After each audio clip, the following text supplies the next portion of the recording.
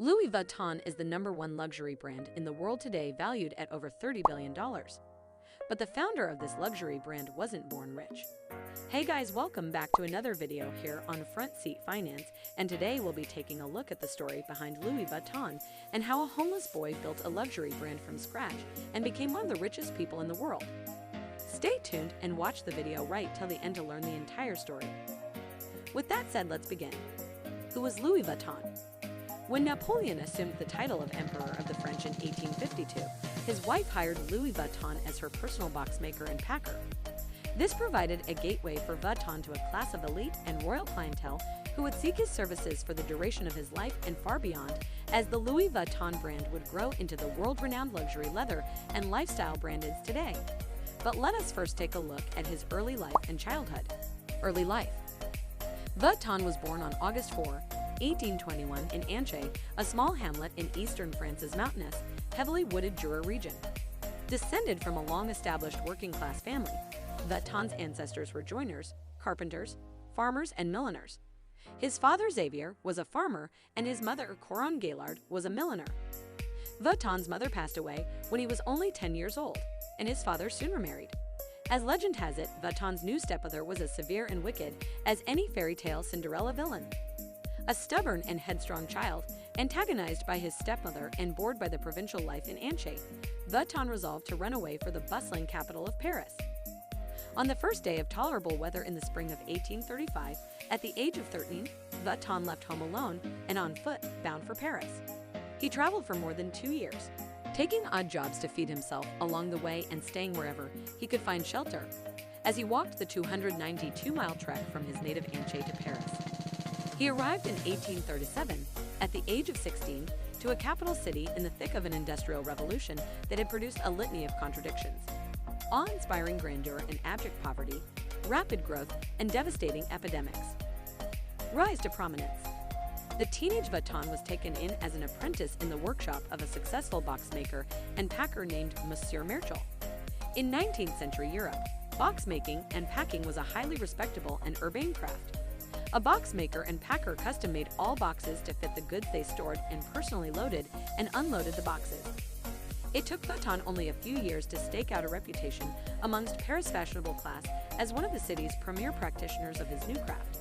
On December 2, 1851, 16 years after Vuitton arrived in Paris, Louis Napoleon Bonaparte staged a coup d'etat. Exactly 1 year later, he assumed the title of Emperor of the French under the regal name Napoleon III. The re-establishment of the French Empire under Napoleon III proved incredibly fortunate for the young Vuitton. Napoleon III's wife, the Empress of France, was Eugénie de Montijo, a Spanish countess.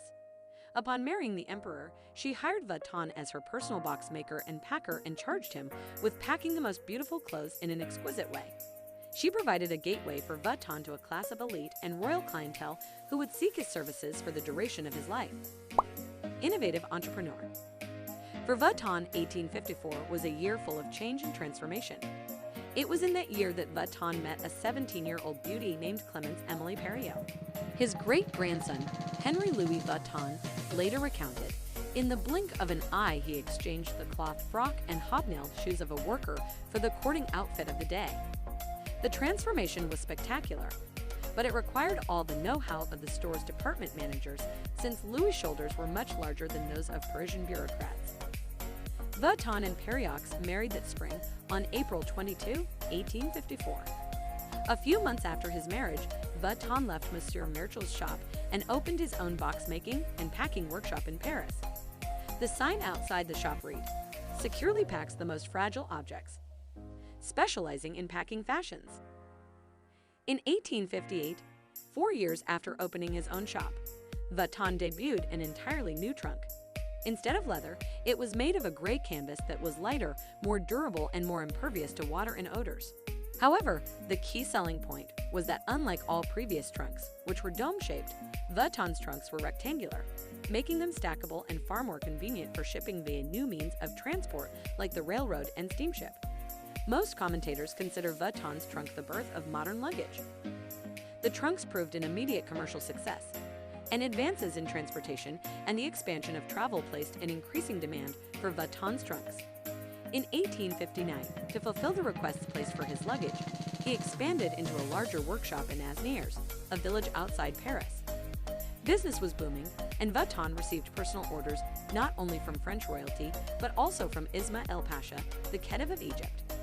Luxury brand.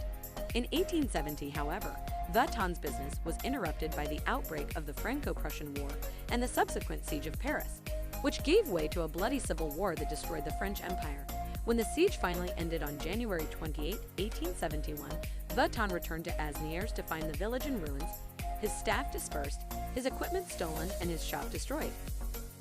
Showing the same stubborn, can-do spirit he displayed by walking almost 300 miles alone at the age of 13, Vuitton immediately devoted himself to the restoration of his business. Within months, he had built a new shop at a new address, 1 Rue Scribe. Along with the new address also came a new focus on luxury. Located in the heart of the new Paris, Rue Scribe was home to the prestigious Jockey Club and had a decidedly more aristocratic feel than Vuitton's previous location in Asnières. In 1872, Vuitton introduced a new trunk design featuring beige canvas and red stripes. The simple, yet luxurious, new design appealed to Paris' new elite and marked the beginning of the Louis Vuitton label's modern incarnation as a luxury brand. Death and legacy. For the next 20 years, Vuitton continued to operate out of 1 Rue Scribe, innovating high-quality, luxury luggage until he died on February 27, 1892, at the age of 70. But the Louis Vuitton line would not die with its eponymous founder. Under his son Georges, who created the company's famous LV monogram and future generations of Vuittons, the Louis Vuitton brand would grow into the world-renowned luxury leather and lifestyle brand it remains today.